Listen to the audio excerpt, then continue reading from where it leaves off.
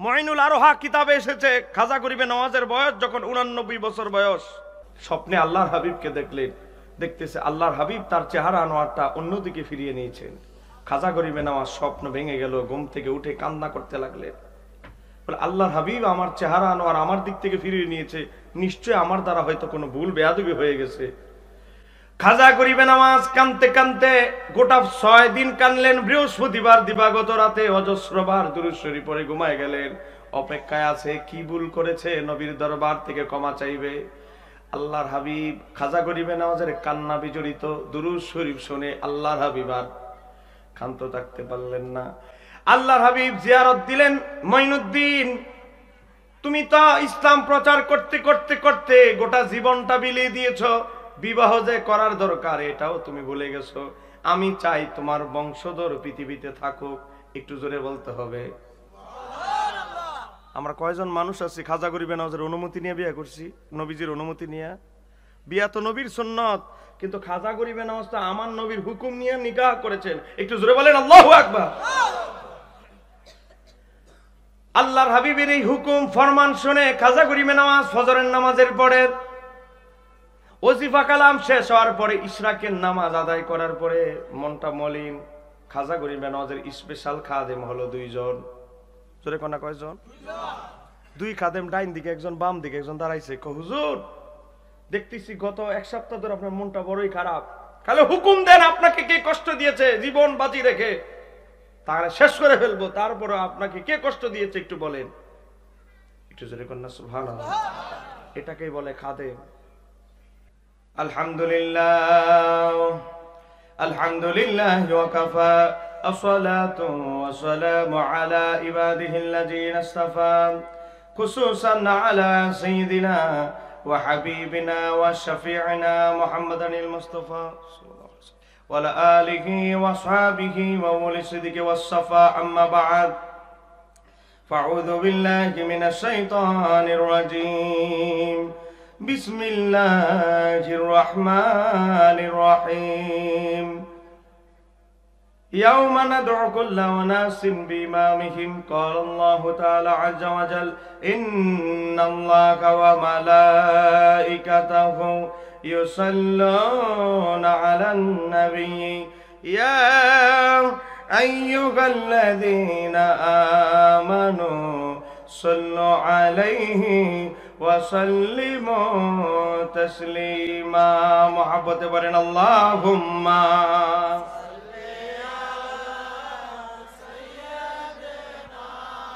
مولانا محمد وعلى آله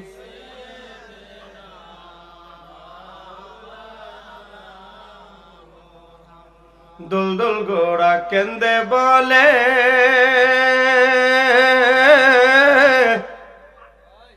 আমার কোন দোষ নাই, ইমাম হোসেন শহীদ হইল কারবালাতে পানি নাই। আল্লাহুম্মা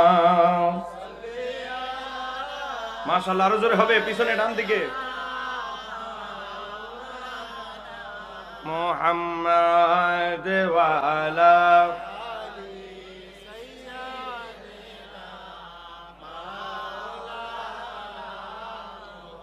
ইচ্ছে করলে হায়াতুন নবী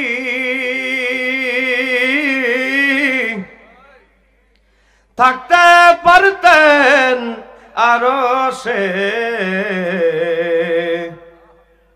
উম্মতের মায়ায় পড়ে শুয়ে আছেন মদিনা। আল্লাহুম্মা আরো জোরে হবে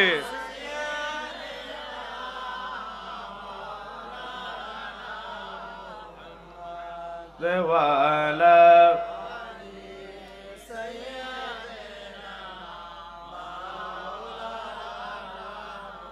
বালাগালুলা বিকামালিহি কাশাফাত হাসনাতু জামিউ খিসালিহি মহান রাব্বুল আলামিনের দরবারে অজস্র অসংখ্য শুকরিয়া আদায় করছি। মহান রাব্বুল আলামিনের দরবারে এজন্য শুকরিয়া আদায় করছি যে আল্লাহ সুবহানাহু ওয়া তাআলা আমাদেরকে সম্ভবপুর পাক দরবার শরীফে তাপসকুল সম্রাট হযরত বড় পীর আব্দুল কাদের জিলানী রাদিয়াল্লাহু তাআলার স্মরণে এর ফাতিহা ইয়াজদাম উপলক্ষে এবং খাজা মঈনুদ্দিন চিশতি রহমাতুল্লাহ আলাইহির স্মরণে আজিমুস শান পবিত্র ফাতিহা মাহফিলে আসার এবং বসার তৌফিক দান করেছেন। এজন্য আমরা সবাই বজ্রকণ্ঠে বলি আলহামদুলিল্লাহ। আজকের মাহফিলের সম্মানিত সভাপতি জনাব মোহাম্মদ আলী আকবর খন্দকার সাহেব, সম্ভবপুর খন্দকার বাড়ি, সহ সভাপতি অনেকে রয়েছেন। উদ্বোধক হিসেবে আছেন হাজী মোহাম্মদ রুবেল সাহেব, প্রধান অতিথি যিনি ইতিপূর্বে আলোচনা করেছেন বাংলাদেশ ইসলামী ফাউন্ডেশনের গভর্নর আলহাজ আল্লামা ডক্টর কাবিলউদ্দিন সরকার সালেহী সাহেব। আলোচনায় আছেন বিশেষ অতিথি হিসেবে আল্লামা মুফতি আব্দুল মজিদ পিরোজপুরি সাহেব হবিগঞ্জ, আল্লামা ডক্টর শায়েখ হাসান আল আজারি সাহেব। ইতিপূর্বে আলোচনা করেছেন আমার ভাই পীর মুফতি জসিমউদ্দিন মুজাহিদি সাহেব। আমার পরে আলোচনা করবেন মাওলানা মুফতি জহিরুল ইসলাম ফরিদি সাহেব। আলোচনায় আছেন শায়েখ মুফতি মহিউদ্দিন ফয়েজি সাহেব, মাওলানা মুফতি মাসুদ আলম সাহেব সহ অনেক ওলামায়ে কেরাম। সময়ের জন্য সবার নাম নিতে পারছি না। যিনি এই এত বড় সুন্দর বাগান সাজিয়েছেন, হাজার হাজার আশিক রাসূলদের অভিভাবক,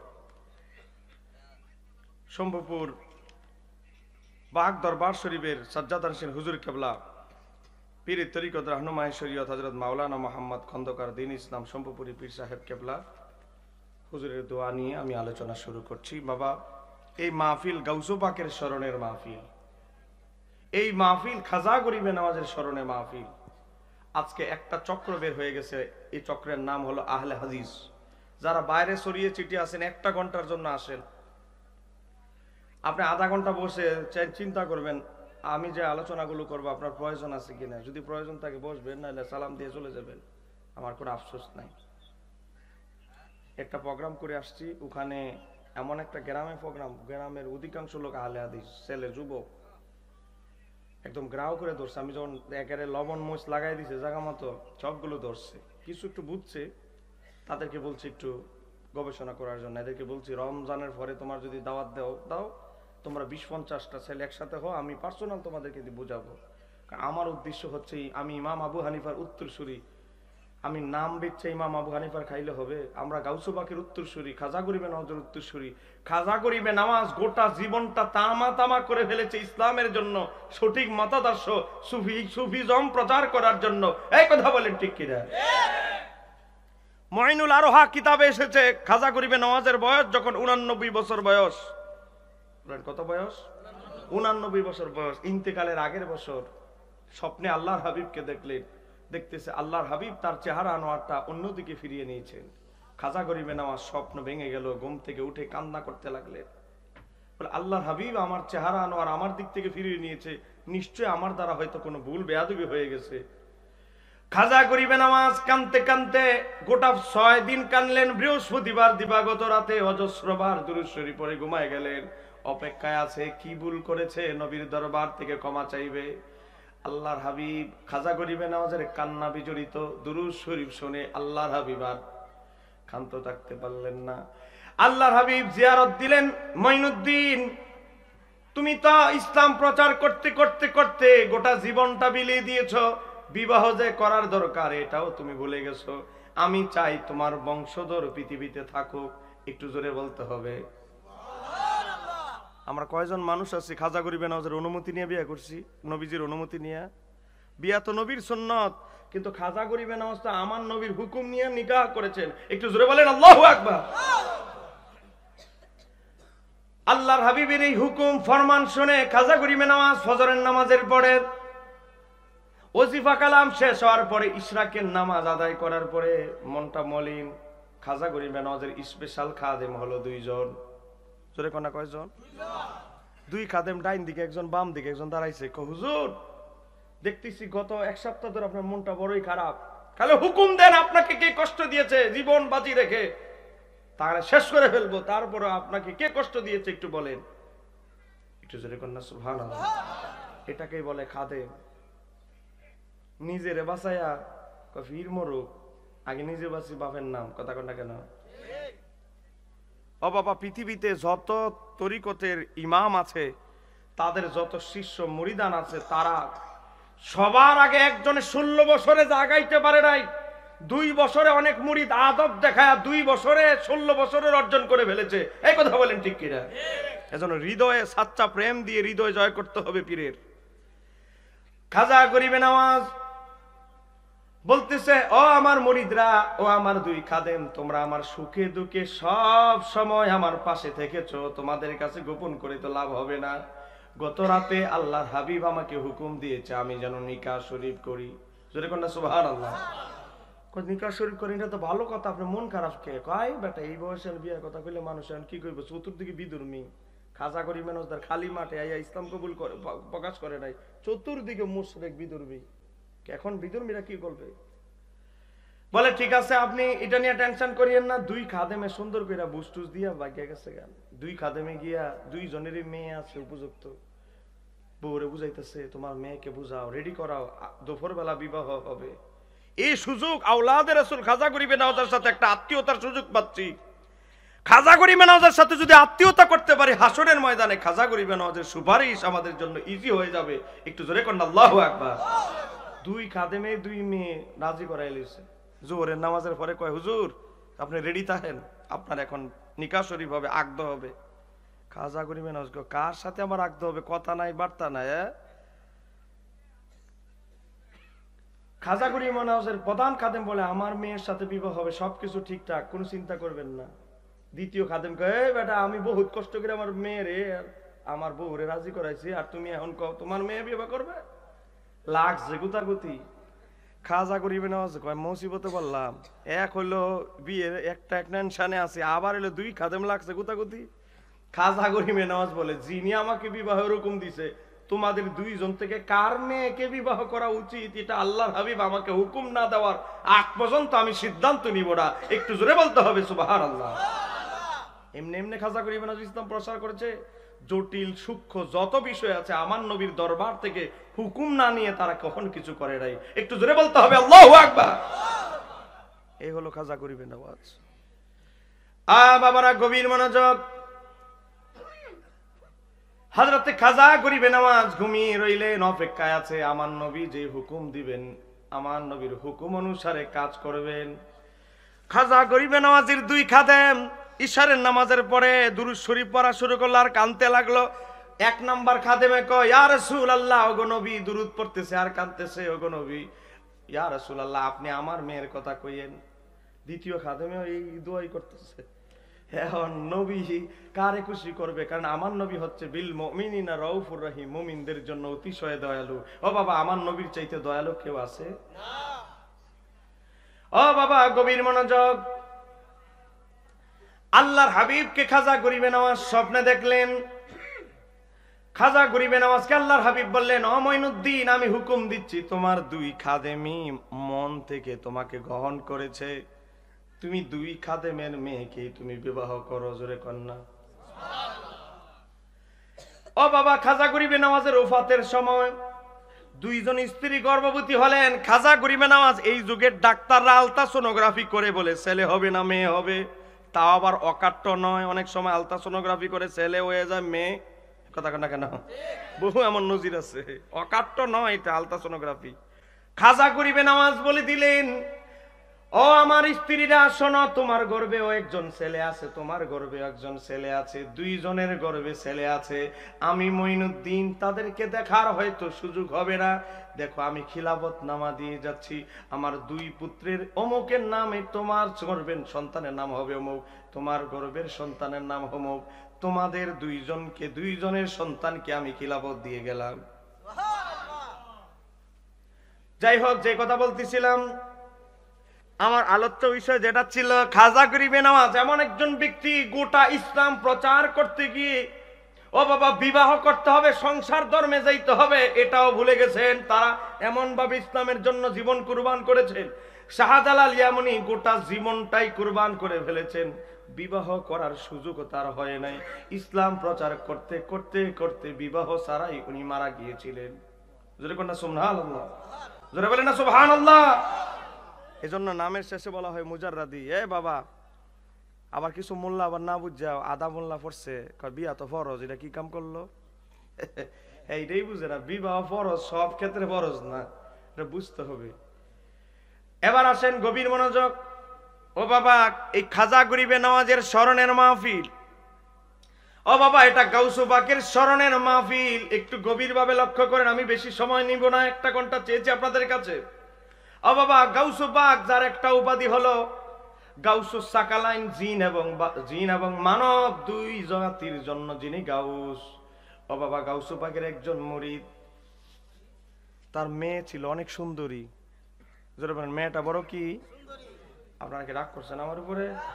নাকি আবার ওই জুব্বাওয়ালা হুজুরের মতো আবার আমার ফালাই দিয়ে যাবেন কে? তো একটু আওয়াজটা দিয়ে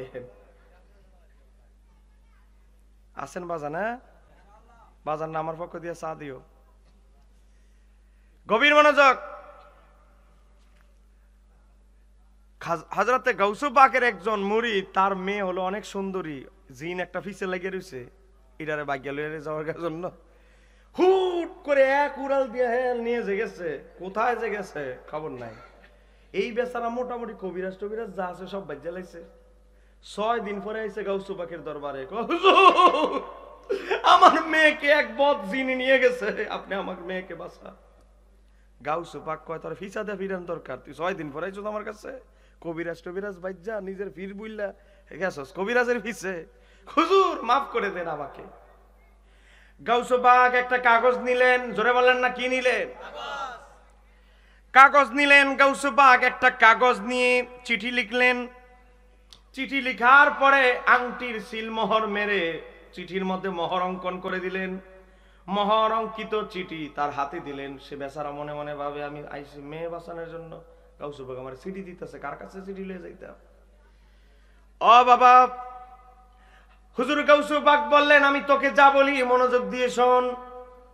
অমুক অমুক রাস্তা দিয়ে অমুক শহরে একটা মরুভূমি আছে, মরুভূমিতে যাবি। মরুভূমির পাশে একটা উঁচু পাহাড় আছে, পাহাড়ের ভিতরে গুহা আছে, গুহার ভিতরে তুই লুকাই থাকবি। দেখবি বড় বড় জিন জাতি, বড় বড় দেহ জিন জাতিরা হাঁটা চলা করবে নির্দিষ্ট একটা সময়, নির্দিষ্ট সময়। তারপরে গুহা থেকে বের হবি না, দেখবি যখন একটা বড় সিংহাসন দেওয়া হবে, জিনের বাচ্চাটা সিংহাসনের ভিতরে যখন বসবে, সিংহাসনের মধ্যে যখন জিনের বাচ্চাটা বসবে, তখন একটা দৌড় দিবি, গুহা থেকে জিনের বাচ্চার কাছে চলে যাবি।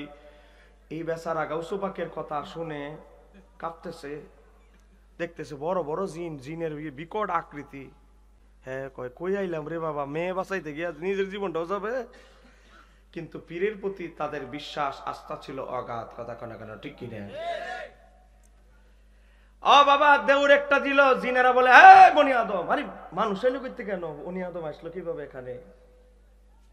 জড়ায়া ধরলো তাকে, আঁকড়ায় ধরলো, বলে ছাড়ো আমারে ছাড়ো, আমি এখানে নিজে নিজে আসি নাই, আমি একজন দূত, আমি একজন প্রতিনিধি, আমাকে পাঠানো হয়েছে, আমি নিজে নিজে এখানে আসি নাই। তোমাদের আমাকে যিনি পাঠিয়েছে, তোমাদের জিন জাতির বাচ্চা ঠিকই তাকে ভালো করে চিনে। একটু জোরে কন্যা সুবহানাল্লাহ।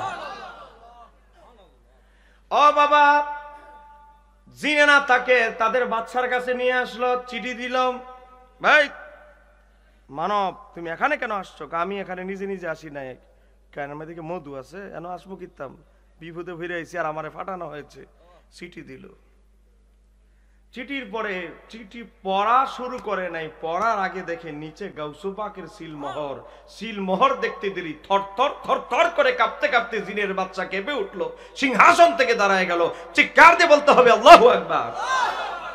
শুধু গাউসু পাকের মুরিদ আসছে, বসে থাকে নাই, শুধু গাউসু পাকের মুরিদকে তাজিম করার জন্য। একটু জোরে কন্যা সুবহানাল্লাহ। গাউসু পাকের দূত, গাউসু পাকের প্রতিনিধি আসছে।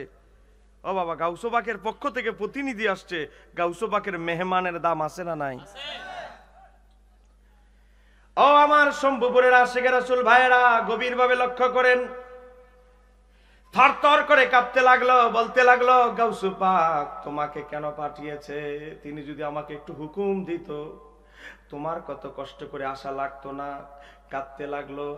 আমাদের জিন জাতির এমন বেয়াদব বেড়ে হয়ে গেছে, যারা গাউসু পাকের মুরিদদের মেয়েদের উপরে আক্রমণ করেছে। ওই বদজিনটাকে এনে সাথে সাথে হত্যা করলো, তার সাথে আরো সাঙ্গবঙ্গ যারা তাদেরকে হত্যা করলো। ওই মেয়েটাকে কষ্ট হবে বলে বাড়িতে যাইতে এক জিনের মাধ্যমে সুন্দর করে তার ঘরের বাড়ির সামনে নিয়ে রেখে আসলো, যেরকম না ও বাবা, গাউসু পাকের মুরিদের বয়ে, মুরিদের তাজিমে যদি গাউসু পাকের শুধু সিলমোহর দেখে জিনের বাদশা যে গোটা পৃথিবীর জিনের দায়িত্বে, শাসনের দায়িত্বে আছে, তিনি যদি থরথর করে কাঁপে, সেই গাউসু পাক কি ছোটখাটো মানুষ? ও বাবা, আমি একটু উদাহরণ দেওয়ার জন্য একটা ঘটনা মনে পড়ে গেল, বলবো বলবো বলবো। গাউসু পাকের খাদেম, পার্সোনাল খাদেম ছিল 3 জন। যেরকম কয়জন? 3 নাম্বার যে খাদেম, তার কাজ হইলো হুজুর পানিটা আগে দেওয়া, ওয়াশরুম মনে করেন হাজতখানা, পায়খানা পরিষ্কার করা এবং জামা কাপড় ধোয়া। বলেন তারও দাম আছে না নাই? আল্লামা আব্দুল হক মুহাদ্দিস দেহলভী রাহমাতুল্লাহ আলাইহি গাউসু পাকের জীবনীতে লিখতেছে, এই বেচারা 12 বছর গাউসু পাকের খেদমত করেছে। খেদমত করার পরে বেচারা চিন্তা করলো, গাউসু পাকের দরবার থেকে সোর অলি হয়ে যায়, কত কিছু হয়ে যায়, আমি 12 বছর খেদমত করে কিছু হইতাম না, এমন খালি হুজুর পানি টানতাছি। হ্যাঁ, রাগ করে অভিমান করে আর আমি থাকতাম না গাউসু পাকের দরবারে, বাগদাদ ছাইরে আমি যাবো গা। সে খবর পাইলো যে এই মুহূর্তে গাউসু পাকের দরবার থেকে 2 জন আবদাল যাচ্ছে। জোরে বলেন, 2 জন কি যাচ্ছে? আবদাল হচ্ছে অলিদের একটা পদ। 2 জন আবদাল গাউসু পাকের দরবার থেকে বের হচ্ছে। তো সে খবর পায়া গাট্টি গোসকা গুল করছে, টিয়া পয়সা যা আছে একসাথে করছে, কইরা কই এই 2 আবদালের পিছে পিছে ঘুরবো, হেরা কিভাবে অলি আবদাল হইছে তাদেরকে ফলো করে আমিও দেখি ছোটখাটো একটা অলি হইতে পারি কিনা। হ্যাঁ, গাউসু পাকের দরবার বাদ দিয়া হ্যাঁ চলছে 2 আবদালের পিছে। এখন যদি প্রথমে পরিচয় দেয় তো যদি গ্রহণ না করে, এজন্য লুকায় লুকায় পিছন থেকে ফলো করে করে তাকে, তাদের 2 জনকে যাচ্ছে। হঠাৎ করে 2 জন আবদালের একজন চিন্তা করলো, কি রে, একটা লোক আমাদেরকে অনেকক্ষণ ধরে দীর্ঘ সময় ধরে ফলো করতেছে, লোকটার মতলবটা কি? একজনে কাপটি মেরে ধরলো, তুমি আমাদেরকে দীর্ঘ সময় ধরে দেখতেছি ফলো করতেছো পিছনে, তোমার মতলব কি? গাউসু পাকের খাদেম বলে, আমার কোনো মতলব না, আমি একজন বাগদাদের সাধারণ মানুষ, আমি খবর পেয়েছি আপনারা এই যুগের 2 জন আবদাল, আমার মনটা বড় চায়, বয়স তো মোটামুটি আগায় গেছে, আমি যদি একটু সাধন ভোজন করে আল্লাহর কিছু একটা নৈকট্যবান বান্দা হতে পারি, তো এটার জন্য আমি আপনাদের পিছু নিয়েছি। আপনারা যেভাবে সাধন ভোজন করে আল্লাহর ওলি হয়েছেন, আবদাল হয়েছেন, আমারে যদি একটু শিখান, আমিও চেষ্টা করে দেখি কিছু নিয়ে একটা হতে পারি। একটু জোরে কন্যা সুবহানাল্লাহ। না না না, তোমারে চিনি না, জানি না, আর আমাদের সফর বহু কষ্টের, মাঝে মাঝে আমরা উপবাস থাকা লাগে, খাবার পাই না, পানিও পাই না, এমন এমন জায়গা দিয়ে যাই, তুমি ধৈর্য কুলাবে না, তোমার ধৈর্য হবে না। আরে সমস্যা নাই, আপনারা যদি 3 দিন উপবাস থাকতে পারেন, আমি পারবো না কেন, আমিও পারবো। এমন ভাবে ফায়া ধরা শুরু করছে। 2 আল্লাহর ওলি কয়, আরে বেচারা দি কান্না শুরু করছে, ফায়া সারে না, হেরে দে ফালায় যাওয়া যাবে না, আচ্ছা আসো, ধৈর্য ধারণ করতে হবে কিন্তু আমাদের সাথে থাকতে হলে। গাউসু পাকের 3 নাম্বার খাদেম রওনা দিল 2 আবদালের সাথে। হঠাৎ করে এক মনোভূমি দিয়ে রাস্তা দিয়ে যাচ্ছে, খাবার দাবার যা আছে সব শেষ, পানিও শেষ, এদিকেও খাবার নাই, পান গাছপালাও দেখা যায় না, এদিকেও কিছু দেখা যায় না, কোনো কিছু নাই। এখন 2 জন যে আবদাল, 2 জনে আল্লাহর ওলি, একজন আরেকজন রে কয়, আমরা তো মরে যাবো গা, যে এই জায়গার মধ্যে আছি, তুমি মোনাজাত করো আল্লাহর কাছে, আল্লাহ নি গাইবি সাহায্য দেয়। ওই আল্লাহর ওলি মোনাজাত দিল, 2 জন আবদালের একজন মোনাজাত দিতে দেরি, আসমান থেকে গাইবি খাবার আসতে দেরি নাই। একটু জোরে বলেন না সুবহানাল্লাহ। আসমান থেকে গাইবি খাবার আসলো, আসার পরে গেল কিছুদিন, আবার এমন এক জায়গায় গেছে, গিয়া দেখে পানি টানি খাবার, রুটি খেজুর যা আছে সব শেষ। এবার ওই 2 জন ওলির একজন আরেকজনরে বলে, গতবার তো আমি দোয়া করছি, আবার তুমি করো, তোমার দোয়ার পাওয়ারটা একটু দেখি। ওই আল্লাহর ওলি দোয়া করছে, আবার আসমান থেকে গাইবি খাবার আসছে। একটু জোরে কর না সুবহানাল্লাহ। আমরা দোয়া করলে কি আসমান থেকে খাওয়ান আসে? 2 দফা গেল, 3য় দফাও খাদ্য সংকট, খাবার নাই, পানি নাই, কিছু নাই। এখন 2 আল্লাহর ওলি বলতেছে, ও আমাদের সাথে পথচারী, 2 বার তো আমরা দোয়া করলাম, এবার তুমি একটু দোয়া করো, এতদিন আমাদের সাথে থাইকা কি সাধন ভোজন করলা, কতটুকু আগাইলা একটু দেখি, তুমি একটু দোয়া করো, তোমারও সিলাই আল্লাহ গাইবি সাহায্য করে কিনা দেখি। একটু জোরে কন্যা সুবহানাল্লাহ। গাউসু পাকের যিনি 3 নাম্বার খাদেম, গাউসু পাকের যিনি 3rd খাদেম, 3 নাম্বার খাদেম, সে বলতে লাগলো, আমি তো মূর্খ সুরুক্ষ মানুষ, সাধারণ মানুষ, আমাকে একটু বলেন আপনারা কিভাবে দোয়াটা করেছেন, আপনারা আমাকে শিখায়া দেন, আপনারা আমাকে শিখিয়ে দেন। আপনারা যেভাবে দোয়া করেছেন, মোনাজাত দিয়েছেন, আমিও সেভাবে দিব। আমি দোয়া আমরা দুইজনেই উসিলা দিয়েছি, একজন ব্যক্তির দোয়া করেছি। আল্লাহ গাউসু পাকের যিনি ওযুর পানি ঢেলে দেয়, ওযু করায় হাত পা গুলো ধৌত করিয়ে দেয়, গাউসু পাকের ওই খাদেমের উসিলায় হলো আসমান থেকে খাবার দাও। গাউসু পাকের এই খাদেম বলে, আমি কি শুনতে ভুল করলাম? আরেকবার বলা যাবে? আবার আরেকবার বলল, চোখ দিয়ে পানি ঝরতে লাগলো। দুইজন আব্দাল আল্লাহর ওলি বলতে লাগলো, ও ব্যক্তি তুমি কাঁদছো কেন? সমস্যা কি? আমরা তো তোমার দোয়া শিখাই দিলাম, মন্ত্র শিখাই দিলাম, তো তুমি দোয়া করো না কেন? আপনারা যার উসিলা দিয়ে দোয়া করতেন, আমি হলাম গাউসু পাকের সেই খাদেম। আর একটু জোরে কোন আল্লাহু আকবার। গাউসু পাকের দরবারের খাদেমেরও দাম আছে না নাই?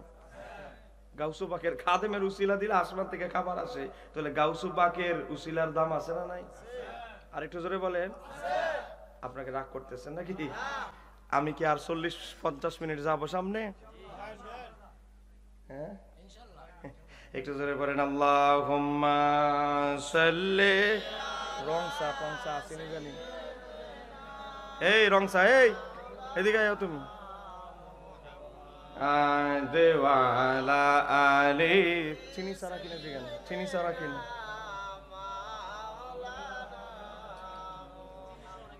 কোথায় আবু বকর, কোথায় ওমর, কোথায় ওসমান, হে কোথায় আলী? তোমাদের বিহনে আজকের ইসলাম মদিনার প্রাণে যায় গো চলি। আল্লাহুম্মা। মাশাআল্লাহ, আরো জোরে হবে বাবা, গাউসু পাকের আশিকরা জোরে।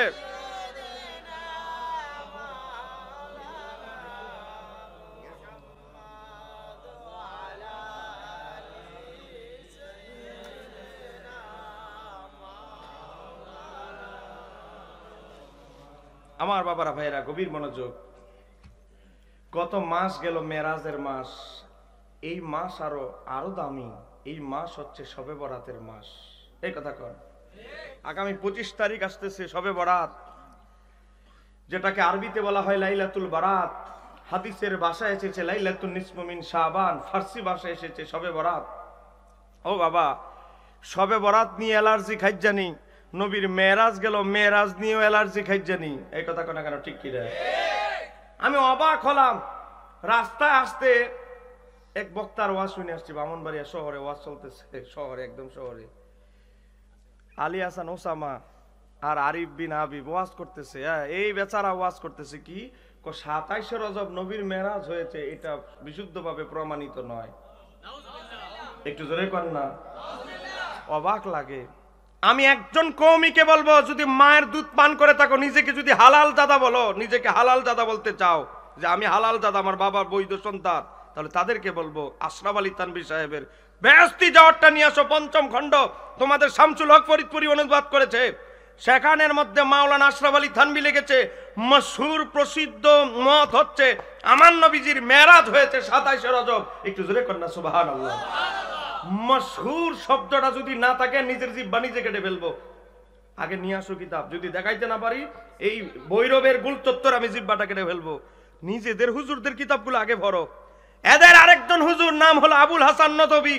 আমি একজন গবেষক, পড়াশোনা করে বলি, সাহাবার জোরে কিতাব সহেদেই রে, আন্তাজি কথা বলি না। একটা কিতাবের নাম হলো আসসিরাতুন নববিয়া, লিখেছে দেওবন্দীদের ঐতিহাসিক আবুল হাসান নদভী। আরবি ভাষা লেখা, এটা বাংলা অনুবাদ হয়েছে। এই আবুল হাসান নদভী সে আমার নবীর জীবনীতে মেরাজের অধ্যায়ে লিখেছে, আমার নবীর মেরাজ হয়েছে 27 রজব। একটু জোরে কর না সুবহানাল্লাহ। কি অবাক করা ব্যাপার, নিজেদের কিতাবগুলো পড়ে না এরা।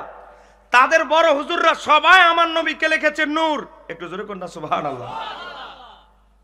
আজকে এদের, আমরা যদি বেদাতি হই নবীকে নূর বলে, তো সবার আগে বেদাতি আশরাফ আলী থানভী। কথা কন ঠিক কি? কারণ সে নসরুল তিবে নবীকে নূর লিখেছে। সবার আগে বেদাতি রশিদ আহমদ গাঙ্গুই, সে আমদাদুস সুলুকে আমার নবীকে নূর লিখেছে। সবার আগে বেদাতি হচ্ছে শাইখুল হাদিস আজিজুল হক, সে সহিহ বুখারীর 5 নম্বর খণ্ডে নবীকে নূরে মুজাসসাম লিখেছে। সবার আগে বেদাতি হলো মাসিক আদর্শ নারীর 2021 সালের সংখ্যায় ওই এদের বড় মুফতি মনসুরুল হক, সে লিখেছে নবীকে নূর। এদের আগে সবার আগে এদের বড় মুহাদ্দিস আনোয়ার শাহ কাশ্মীরি, সে তার আরফুস সাদি জামিউ তিরমিজি শরা, সেখানে লিখেছে নবী নূর। এদের দেওবন্দীদের 29 জন মৌলবী, তারা লিখেছে আমার নবী নূর। তো আমরা সুন্নিরা যদি নবী নূর বলার কারণে বেদাতি হই, আগে 1 নম্বর বেদাতি হলো দেওবন্দের বড় বড় গুরুরা। ঠিক কানতে বলতে হবে, ঠিক কিনা? আজকে নিজেদের হুজুরকে ঠিক করো, গিয়ে কবরে গিয়ে ঠিক করে হেদায়েত করে আসো, তারপরে আঙ্গরে নসিহত করিও। কথা কনা ঠিক কিনা? আজকে দেখেন মেরাজ নিয়ে কত তাল বাহানা, শুধু মেরাজের নামে বিশ্বাস করে, মেরাজের ভিতরের হাকিকত কিছুই বিশ্বাস করে না। আজকে দেখে রে বাবা, গভীর মনোযোগ, নবীর সবচেয়ে বড় মুজিজা হচ্ছে মেরাজ। যেরকম নবীর সবচেয়ে বড় মুজিজা কি? আজকে ইহুদি নাসারারা চিন্তা করলো নবীর সবচেয়ে, আমার আল্লাহ 2 জায়গায় নবীর সম্মান এক জায়গায় তুলে ধরেছেন, নারাই তাকবীর, নারাই রিসালাত। মাওলানা মুফতি জহিরুল ইসলাম ফরিদি সাহেব তিনি এসেছেন, হুজুর কেবলার সাথে রোমে আছেন, বিশ্রামে কানকায়। গভীর মনোযোগের দিকে আমি কি আরেকটু যাব বাবা? আমি কিন্তু শুরুতেই বলিনি আমার ওয়াজগুলো একটু করা, দাওয়াত দিলে দিবেন, না দিলে নাই, কিন্তু ওয়াজগুলো একটু করা। দেখছেন অবস্থা? হ্যাঁ দেখছে, আমার ভাইয়ের রোগটা বুঝছে। একটু মহাব্বতে বলেন আল্লাহুম্মা সাইয়্যিদিনা মুহাম্মাদ ওয়া আলা আলিহি।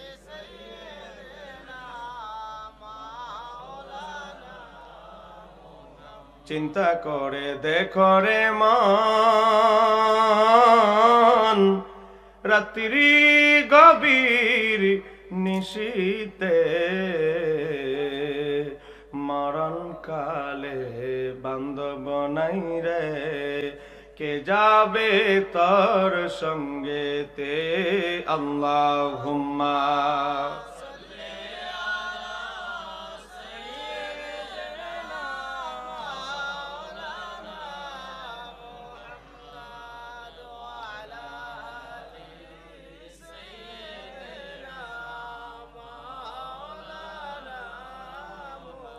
গভীর মনোযোগ বাবা, দেখেন ষড়যন্ত্র কত প্রকার, কি কি একটু দেখেন।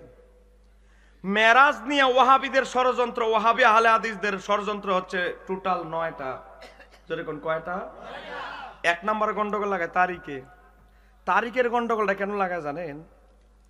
তারিখের গন্ডগোলটা লাগানোর কারণ হচ্ছে তারিখ নিয়ে একটা মতভেদ লাগায়া মুসলমানদেরকে মেরাজের চর্চা যেন মুসলমান বন্ধ করে দেয়, কমায়, দরজা লাগা, গেট লাগায় দেয় মসজিদের, মেরাজের চর্চা যেন না করে। ও বাবা, মেরাজের দিন আলাদা নামাজ, আলাদা রোজা না হয় তুমি না করলা, কোনো অসুবিধা নাই, কিন্তু মেরাজের রাতে তুমি মেরাজ যে আমার নবী কিভাবে গিয়েছে, কি হয়েছে, এই ওয়াজ করতে কোনো মাথা আছে? শরীয়তে কিন্তু মেরাজের ওয়াজ কোনোদিন করা যাবে না, কোনো রাত করা যাবে না, এর রজব মাসের 27 তারিখ রাতে করা যাবে না, এই কথা কি কোরআন হাদিসে আছে? তাহলে তোমরা দরজাটা লাগায় আর নামাজ পড়িও না। আমরা 12 রাকাত নামাজ পড়ি। বাইহাকি সুয়াবুল ইমানে হযরতে আনাস থেকে বর্ণিত এসেছে, হযরতে আনাস বলেছে, আল্লাহর হাবিব বলেছে, কেউ যদি সবে মেরাজের রাতে 12 রাকাত নামাজ পড়ে, জোরে কোন কয় রাকাত? 12 রাকাত নামাজ পড়ে দিনের বেলা রোজা রাখে, আমার আল্লাহ 100 বছরের নফলের ইবাদতের সওয়াব দিবে। আমাদের সওয়াব দরকার ভাই, তোর সওয়াব দরকার নাই, তুই গাট্টিটা টিলিয়া কম্বল 2-4-5টা দিয়ে ঘুমা, আমার কোনো অসুবিধা নাই। কিন্তু কথা হচ্ছে মেরাজের রাতে মেরাজের চর্চা করা যাবে না। গেটটা তাড়াতাড়ি এশারের নামাজের পরে সুন্নতটা না পড়ে তাড়াতাড়ি গেটটা তালা দিয়েছে, তুমি রুমে চলে যাও বউয়ের কাছে, তো বউয়ের কাছে যাওয়ার সওয়াব এত বেশি সওয়াব, মেরাজের ওয়াজ করলে এত ভালো লাগে না। এটাই তো বুঝি না, তোমার প্রেমটা কি কার দিকে বেশি? কথা কন না কেন? বাবা দেখেন, ইহুদি নাসারারা চিন্তা করে দেখলো আল্লাহর হাবিব সাল্লাল্লাহু আলাইহি সাল্লামের সবচেয়ে বড় মুজিজা হচ্ছে মেরাজ। ও বাবা, আমার আল্লাহ 2 জায়গায় নবীর সম্মান তুলে ধরবেন। সেরকম কয় জায়গায়? 1 জায়গায় তুলে ধরেছেন, আরেক জায়গায় তুলে ধরবেন। ও বাবা, আমি 6 মাস একটা বিষয় নিয়ে স্টাডি করছি। 6 মাস একটা মাসালা নিয়ে। কি জানেন যে আল্লাহ তো মুনকার না কিরামান কাতিবিন 2 জন আছে না নাই? তো কিরামান কাতিবিনের কাছে সব হিসাব আছে, আমরা কয়টা সওয়াব করলাম, গুনাহ করলাম। কবর থেকেই তো আল্লাহ আমাদেরকে জান্নাতি জাহান্নামী ফয়সালা করতে পারে, হাসরের ময়দানে উঠার কি দরকার? শুধু এটা নিয়ে আমি গবেষণা করেছি 6 মাস। আমি কি একটু বলবো দুই একটা কথা? আমি গবেষণা করে উত্তর পেয়েছি 2টা। যেরকম কয়টা? একটা উত্তর হলো কবরে আমাদেরকে রাখার কারণ একটা, আর হাসরের ময়দানে তোলার কারণ একটা। 2টা কারণ। আমি 2টা কারণই আপনাদেরকে বলছি, একটু গভীরভাবে শুনবেন। বাবা, আমি এমন কিছু কথা আপনাদেরকে বলার চেষ্টা করছি যেটা সচরাচর ওয়াজের বাজারে চলে না, বলে নাই। আমি হয়তো রিচার্জ করে 2-1টা কথা বলার চেষ্টা করছি। 1 নাম্বার কি, আমি আর আপনার বাবা মা যদি অন্য শরীয়তের যুগে থাকতো, যেমন আমার নবীর পূর্বের শরীয়তে, তাহলে তাদের শরীয়তের বিধান কি? এমনকি নবীজির মক্কা জীবনের বিধান হলো মৃত ব্যক্তিদের কবর জিয়ারত করা যাবে না, তাদের জন্য ইস্তিগফার করা যাবে না, তাদের জন্য ইসালে সওয়াব করা যাবে না। আমার নবী নিজে বহু ডজন খানিক নবী আল্লাহর দরবারে অনুমতি চেয়েছে, আল্লাহ আমার মায়ের কবরের জিয়ারতের অনুমতি দাও। প্রথম যুগে ছিল না। শুধু এটা আমার নবীর যুগে নয়, আদম থেকে ঈসা নবীর সমস্ত নবীর শরীয়তে ছিল জীবিত ব্যক্তিরা মৃত ব্যক্তিদের জন্য কোনো দান সদকা কোনো দোয়া করতে পারবে না, করলে এগুলো তাদের রুহে জমা হবে না। কিন্তু আমার আল্লাহ দেখলেন আমার হাবিবের উম্মতেরা হায়াত পাবে কম। এই জলে বলেন, আমরা কি হায়াত বেশি পাই না কম পাই? নূহ নবীর যুগের উম্মতেরা 2500 3500 বছর হায়াত পেয়েছে, আমরা হায়াত পাই 70 বছর 62 বছর, এখন 52 বছরে যাওয়া শুরু করছে হার্ট অ্যাটাক। তো এখন আমার আল্লাহ বলে আমার হাবিবের উম্মতের হায়াত পাবে কম।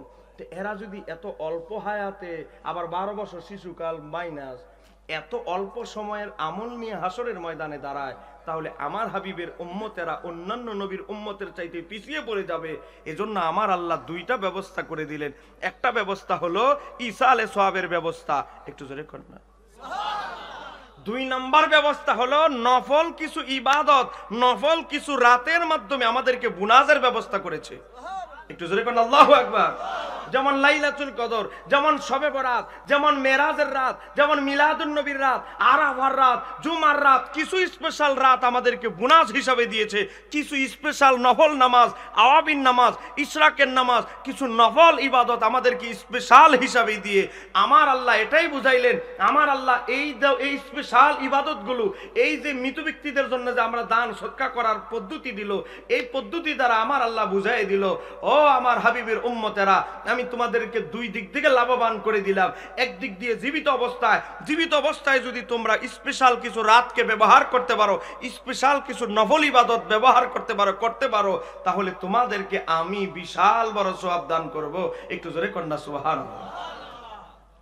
ও বাবা, ঈসা আলাইহিস সালামের ব্যাপারে এসেছে, নুজাতুল মাজালিস কিতাবে ইবনে আব্বাস থেকে রওয়ায়াতটা এসেছে।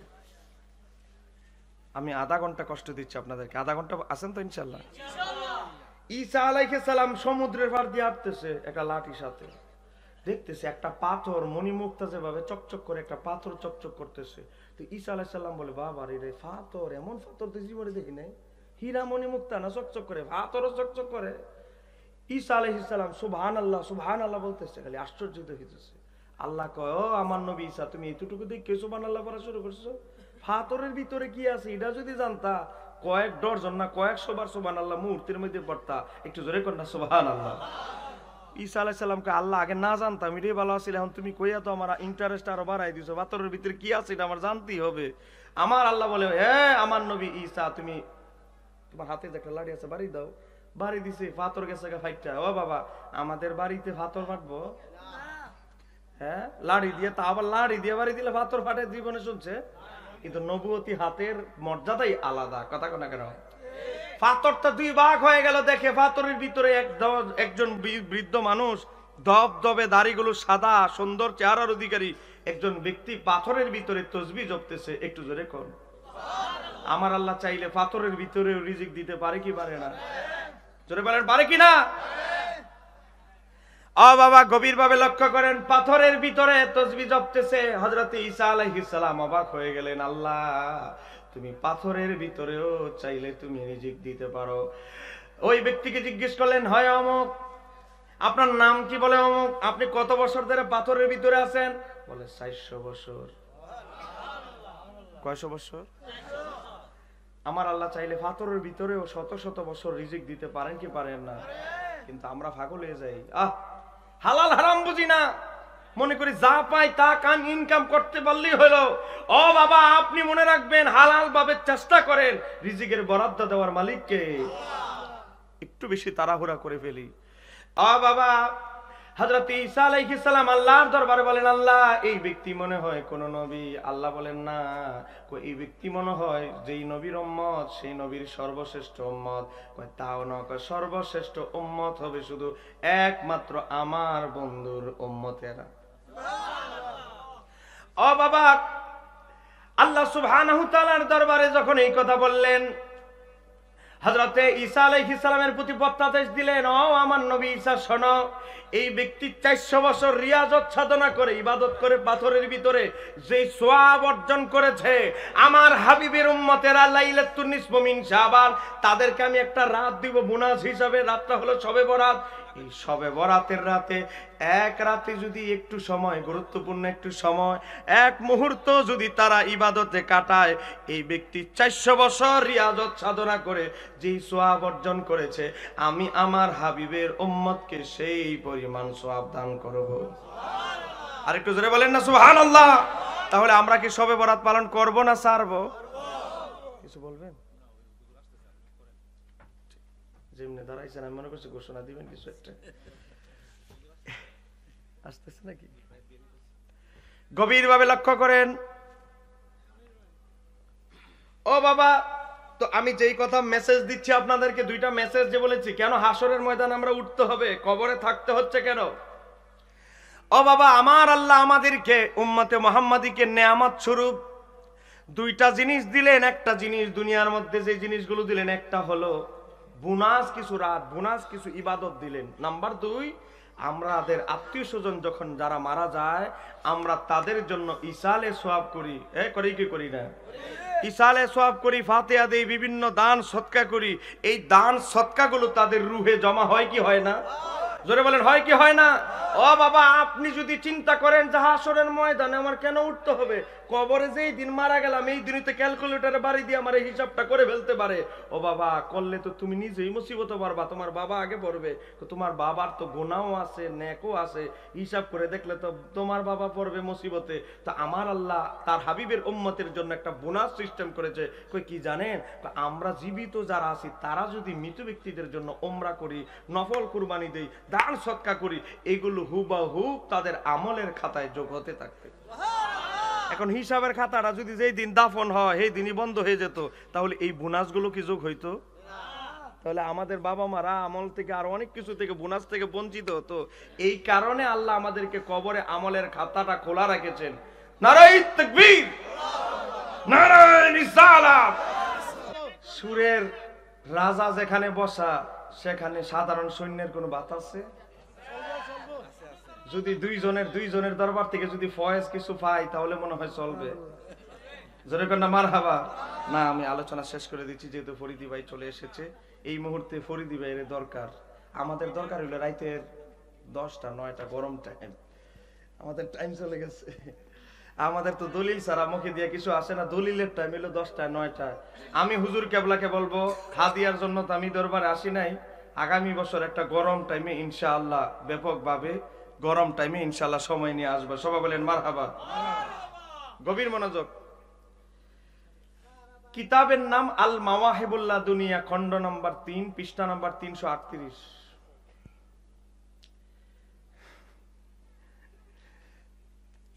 বুঝেন? খণ্ড নম্বর 3, পৃষ্ঠা নম্বর 338। এই কিতাবে এসেছে আল্লাহ সুবহানাহু ওয়া তাআলা আমাদেরকে কবরে অপেক্ষায় রাখবেন এবং হাসরে উত্তোলন করবেন। কারণ হচ্ছে দুইটা। সেরকম কয়টা? আমাদের মানুষগুলো যারা মারা গেছে, বাবা মা দাদা দাদি, এদের হিসাবগুলো যদি তারা যেই দিন মারা গেল সেই দিন যদি হিসাবের খাতাটা বন্ধ করে দিত, আমরা জীবিত আওলাদরা আমরা যে দান সদকা ইসালে সওয়াব এগুলো যে করব, এগুলো তাদের আমলনামায় যোগ হওয়ার সুযোগ থাকতো?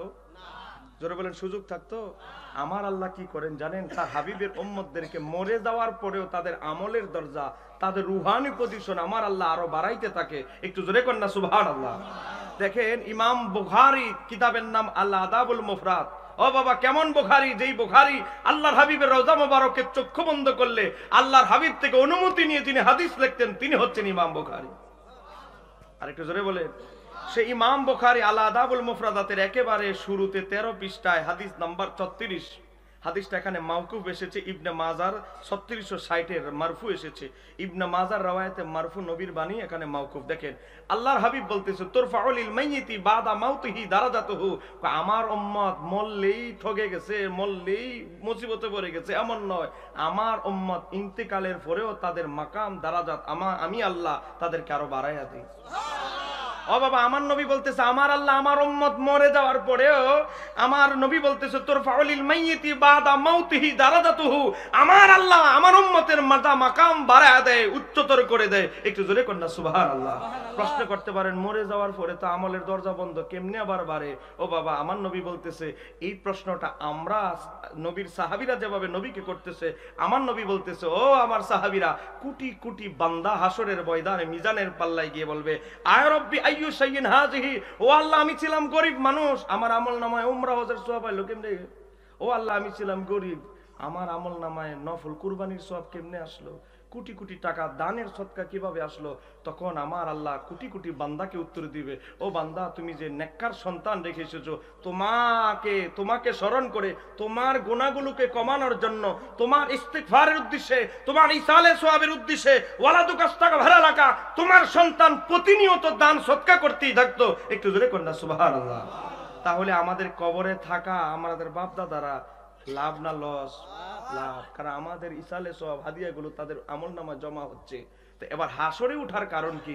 আমার আল্লাহ, ইমাম কাস্তালানি জবাব দিচ্ছে, বাবা হাসরে আমাদেরকে উত্তোলন করার কারণ হচ্ছে আমার আল্লাহ একটা সমাবেশের আয়োজনের পরিকল্পনা করলেন। তো সমাবেশটা যে করবে পৃথিবীর মানুষ, কিছু আইছে আগে, কিছু আইছে পরে, কিছু আইবে আরো সামনে, তো সবার তো আর একসাথে হওয়া সম্ভব না। তো আমার আল্লাহ বলে সবাইকে একসাথে সমবেত করার একটা জায়গা তো দরকার। তো আমার আল্লাহ জায়গাটার নাম দিয়েছে ইয়াউমুল কিয়ামত, কিয়ামতের ময়দান। একটু জোরে কর না। তো কিয়ামতের ময়দানে কি করবে? আমার আল্লাহর তিনটা স্পেশাল সৃষ্টি, এক নাম্বার হলো মানব, দুই নাম্বার হলো জিন, তিন নাম্বার হলো ফেরেশতা। তাদের সবাইকে একসাথে সমবেত করবে। ও বাবা, ফেরেশতারাও কিন্তু মরবে, আজরাইলের নিজের রুহটা কবজ করতে হবে, ফেরেশতাদেরকে উঠাবে, ফেরেশতাদেরকে তুলবে, জিন জাতিকে তুলবে, মানব জাতিকে তুলবে। প্রথমে আমার আল্লাহ তার কাহারিয়াত রূপ প্রকাশ করবে। কাহারিয়াত রূপ প্রকাশ করে যখন দেখবে সবাই করে নফসি নফসি চিন্তায় বিভোর, আমার আল্লাহ তখন মাকামে মাহমুদের সিংহাসনে তার হাবিবকে বসিয়ে আমার আল্লাহ গোটা মানব জাতি, নাম্বিয়া কেরাম, জিন জাতি, ফেরেশতা জাতির সামনে আমার আল্লাহ তুলে ধরবেন, এ ফেরেশতারা, এ নবীরা, এ মানব জাতি, হে জিন জাতি, দেখো আমি আল্লাহ আমার হাবিবকে কতটুকু ভালোবাসি। এই দেখানোটার জন্য আমি আল্লাহ আমার হাবিবকে কতটুকু ভালোবাসি, ভালোবাসাটা প্রকাশ করার জন্য আমি তোমাদের সবাইকে এক মঞ্চে উপস্থিত করেছি। চিৎকার দিয়ে বলতে হবে আল্লাহু আকবার। ইমাম কাস্তালানি বলে হাসরের ময়দানে উত্তোলনের কারণ একটাই, সেটা হচ্ছে আল্লাহ তার হাবিবকে কতটুকু ভালোবাসে, এটা তার প্রকাশ করার ইচ্ছা। একটু জোরে কোন, আর একটু জোরে বলেন না। যাই হোক, ফরিদি হুজুর যেখানে চলে আসছে, আমার মিটার ঠান্ডা হয়ে গেছে, কারণ এই সময়ের মিটার গরমের বক্তা হচ্ছে আমার ফরিদি হুজুর। কথা কোনা ঠিক কি দেয়? এখন একটা টান দিবে, বাইরে যারা আসে সবাই চলে আসবে ইনশাআল্লাহ, আমিও আশাবাদী চলে আসবে। প্রশ্নের জবাব দিলে আর বাইর যাওয়া যেত না। আরে এটা কি যায় না কে? আসসালামু আলাইকুম। প্রথমে আমার সালাম নিবেন, নিয়ে নিলাম। কোরআন থেকে একদল বলে নবী মাটি, আরেক দল বলে নবী নূর। আমি মনে করি আল্লাহ নবীকে যা দিয়ে সৃষ্টি করেছেন, হোক নূর হোক মাটি, আমি তার উপরে ঈমান আনলাম। আচ্ছা, এটি মানলে আমি মনে করি এই বিষয়ে কোনো দ্বন্দ্ব থাকে না। এখন আপনার মতামত চাচ্ছি।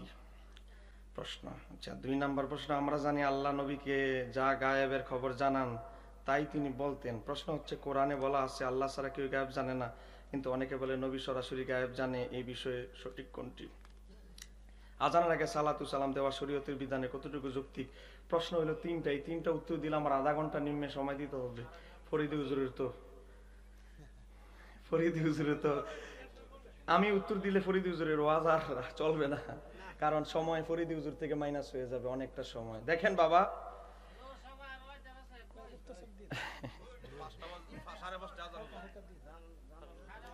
বাবা মনোযোগ, আমরা সবাই কার সন্তান? বাবা আদমের সন্তান। এই জোরে বলেন না, কার সন্তান? আরো জোরে বলেন, কার সন্তান? আচ্ছা, বাবা আদমের সন্তান আমরা, আমরা কি বাপের চেয়ে বেশি বুঝিও? আর একটু জোরে বলেন। পিছনের লোকরা মানে বাবার চেয়ে বেশি বুঝেন। দেখেন, গভীর মনোযোগ, এদিকে অ্যাটেনশন প্লিজ।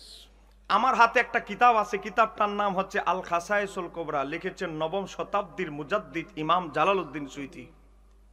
বলেন, ইমাম জালালউদ্দিন ফরিদি হুজুর আছেন পাশে বসা। এই কিতাবের এটা 2 খণ্ড, 3600 প্লাস মুজিজা ইমাম জালালউদ্দিন সুয়ুতী এখানে একসাথে করেছেন।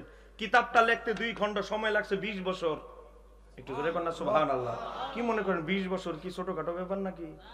একটা 20 বছর একটা ছেলে মাদ্রাসা, আলিয়া মাদ্রাসা কামিল মাস্টার্স পাস করে 17 বছরে 20 বছর সময় লাগছে 2 খণ্ড কিতাব লিখতে। মুকাদ্দামা ইমাম সুয়ুতী উল্লেখ করেছে। সেই কিতাবের 70 নাম্বার পৃষ্ঠা, বলেন পৃষ্ঠা নাম্বার কত? 70। আদম আলাইহিস সালামকে যখন জান্নাতে রাখা হলো, মনোযোগ, সব আম্বিয়া কেরামদেরকে পরিচয় করে দিয়েছে। আদম, ওনার নাম মূসা, ওনার নাম ঈসা, ওনার নাম সুলাইমান, সব দেখা শেষ। যখন আমার নবীকে প্রেজেন্ট করলেন, তুলে ধরলেন, আমার নবীর আর সব আল্লাহকে তুলে ধরতেছে না, আলাদাভাবে তুলে ধরছে আমার আল্লাহ। আদম নবী বলতেছে ফারওয়া নূরান সাতিআন, আমি দেখলাম অতি উজ্জ্বল একটা নূর আমার সামনে তুলে ধরলো। নূর তো নূর, আবার নূর তেমনি উজ্জ্বল, আবার অতি উজ্জ্বল, এমন নূর আমার আল্লাহ আদম নবীর সামনে তুলে ধরলো। আদম নবী তো বেহুশ, কয় 1,24,000 নবী দেখলাম, কোনো সমস্যা নাই। কি এমন নুরানি সত্তা যাকে দেখে আমার শরীরে জাকানি চলে এসেছে। ফাকাল, আদম নবী বলতে লাগলো ইয়া রব্বি, মনোযোগ দিয়ে শুনতে হবে। আদম নবী আল্লাহকে সওয়াল করলো, ও আমার আল্লাহ, ইয়া রব্বি মান হাদা।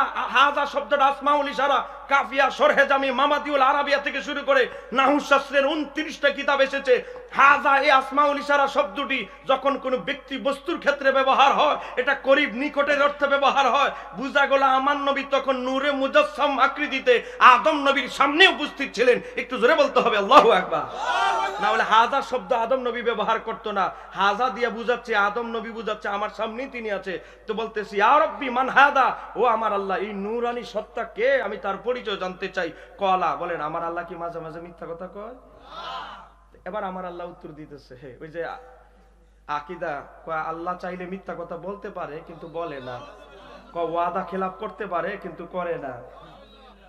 আমি যখন এটার বিরুদ্ধে বই লিখছি, আরে আমারে গালাগালি, তখন আমি উত্তর দিছি, দেখি এদের দলিল দিয়ে কাজ হয় না, এদেরকে সেই দলিল দিতে হবে। দলিল দিলাম যে আপনাদের হেফাজতের বড় আমির, তিনি কুকুরের সাথে খারাপ কাজ করতে পারে কিন্তু তিনি করে না। কি বললেন আপনি? আরে ভাই, আমি তো বলি না কুকুরের সাথে উনি এই কাজ করে, বলছি করতে পারে কিন্তু করে না। ওরে বাবারে, এটা আপনার শায়েকের সানে লাগাইলে এত ইজ্জত চলে যায়।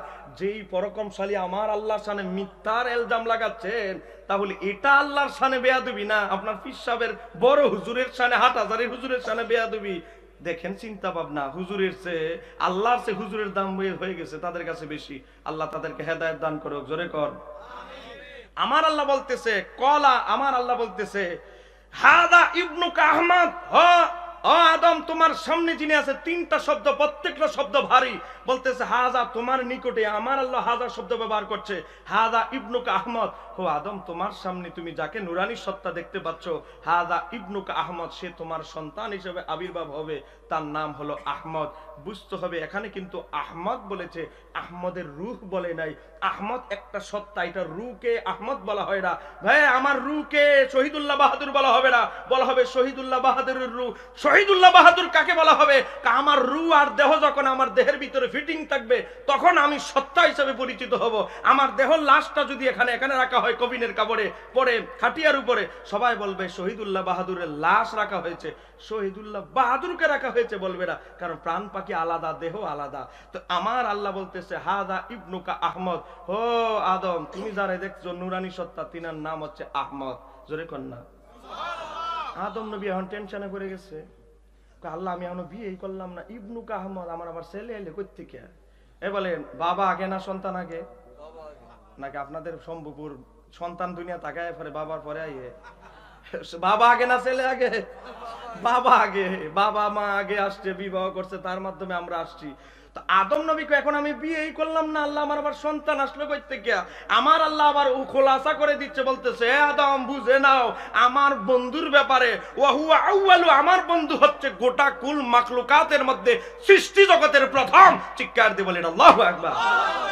এটা যদি আমার আল্লাহ বলে এবং আদম নবীর বাবা, আমাদের বাবা, বাবা যদি এই আকীদা রাখে, বাবার সন্তান হয়ে আজকে যারা বলে মাটির ব্যবসা নিছে, তারা কি বাবার বিরুদ্ধে যারা কথা বলে, এরা কি বাদার আদবওয়ালা সন্তান না বেয়াদব সন্তান?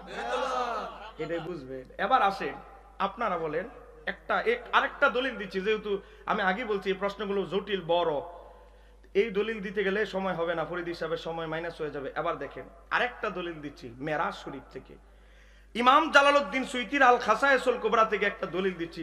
আমার ফরিদি হুজুর আছেন, আশাবাদী ফরিদি হুজুর ও ওয়াহাবিদের এলাকায় হাদিসটা একটু বেশি বেশি বলবেন। দেখেন, আপনাকে রাগ করতেছেন নাকি? আচ্ছা আপনারা বলেন, ইব্রাহিম নবী কি দিন ধর্ম কম বুঝে আমাদের চাইতে? মুসা নবী কি আকীদা কম বুঝে? ঈসা আলাইহিস সালাম কি কম বুঝে? ইব্রাহিম নবী, মুসা নবী, ঈসা নবীর আকীদাটা কি দেখেন। হযরতে আনাস থেকে বর্ণিত, দেখেন আমাদের ফরিদি হুজুর আছেন, যদি বুয়া কথা বলি 276 পৃষ্ঠা চলে গেছে, দেখেন হযরতে আনাস থেকে বর্ণিত। হ্যাঁ বাবা, আলবানী পর্যন্ত সহিহ হাসান বলতে বাধ্য হয়েছে হাদিসটিকে। হযরতে আনাস বলতেছে, আমার নবী যখন বোরাকে উঠলেন বাইতুল মুকাদ্দাসে, মনোযোগ, মক্কা থেকে না, বাইতুল মুকাদ্দাসে যখন বোরাকে উঠলেন, বোরাকটা যখন আসমানের দিকে উঠলেন, তখন 3 জন ব্যক্তি নবীকে সালাম দিয়েছেন। যখন কয়জন ব্যক্তি? 3 জন ব্যক্তি সালাম দিছে। কিভাবে জানেন? আসসালামু আলাইকা ইয়া আউয়ালু, জোরে কন্যা সুবহানাল্লাহ। হ্যাঁ, সৃষ্টি জগতের প্রথম আপনাকে সালাম। তারপরে বলতেছে আসসালামু আলাইকা ইয়া আখিরু, আসসালামু আলাইকা ইয়া হাসিরু। ফাকালা লাহু জিবরাইল, জিবরাইল আলাইহিস সালাম আমার নবীকে বললেন উরদুদুস সালাম, ইয়া রাসূলুল্লাহ আপনি সালামের জবাব দেন। ফারাদ্দাস সালাম, আমার নবী তাদের সালামের জবাব দিলেন। একটু জোরে কন্যা। এবার আমার নবী যখন ফাতেমার কাছে চলে গেলেন, মনোযোগ, শেষ করে দিচ্ছি আমি। আমার নবী বলতেছে, আদম আমারে যে সালাম দিল কিছু লোক, এরা কারা? তখন আদম হযরতে জিবরাইল আলাইহিস সালাম বলতে লাগলো, তাদের একজন হচ্ছে ইব্রাহিম আলাইহিস সালাম, 2 নাম্বার হচ্ছে মুসা আলাইহিস সালাম, 3 নাম্বার যিনি পার্সন তিনি হচ্ছেন ঈসা আলাইহিস সালাম। তাহলে ইব্রাহিম নবীর আকীদা যদি হয় আমার নবী সৃষ্টিতে প্রথম, মুসা নবীর আকীদা যদি হয় আমার নবী সৃষ্টিতে প্রথম, ঈসা নবীর আকীদা সর্বশ্রেষ্ঠ 4 জন রাসূলের 3 জন, আমার নবী তো আছেই, 3 জনের আকীদা যদি হয় আমার নবী সৃষ্টিতে প্রথম, তাহলে আমাদের আকীদা কি নতুন হবে না রাসূলদের মতো হবে? রাসূলদের মতো। এ বুঝবেন কোথায় ইব্রাহিম আলাইহিস সালাম স্যান্ডেল পার করা, স্যান্ডেলের নিচে যে ধুলা, ধুলার মর্যাদার সমান কি ইব্রাহিম নবীর হবে? বড় বড় ফতুয়া মারো, আল্লাহ সুবহানাহু ওয়া তাআলা তাদেরকে হেদায়েত দান করুক, বাবার সুসন্তান হওয়ার তৌফিক দান করুক। বাবা আদম কয় আমার নবী নূর, বাবা আদমের সন্তান হয়ে হ্যাঁ কয় মাটি। কোরআন হাদিসে যদি অস্পষ্ট থাকে তাহলে না তুমি সুকুত ইখতিয়ার করবা। কোরআন হাদিসে বলে দিচ্ছে আমার নবী নূর, তুমি সুকুত ইখতিয়ারের এখানে কোনো সুযোগ আছে? সুকুত ইখতিয়ার করে যে এইটার ব্যাপারে কোরআন হাদিসে কিছু নাই। কি বললেন? এবার আসেন দেখেন, ঠিক আছে,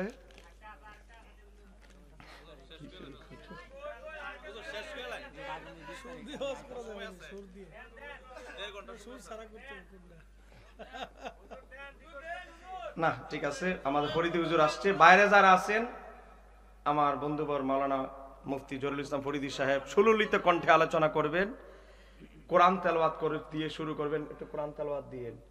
বাইরে যারা আছেন কষ্ট করে আসেন। আল্লাহ সুবহানাহু ওয়া তাআলা আমাদের প্রত্যেককে আসার এবং বসার তৌফিক দান করুক। জোরে বলেন আমিন। আসসালামু আলাইকুম।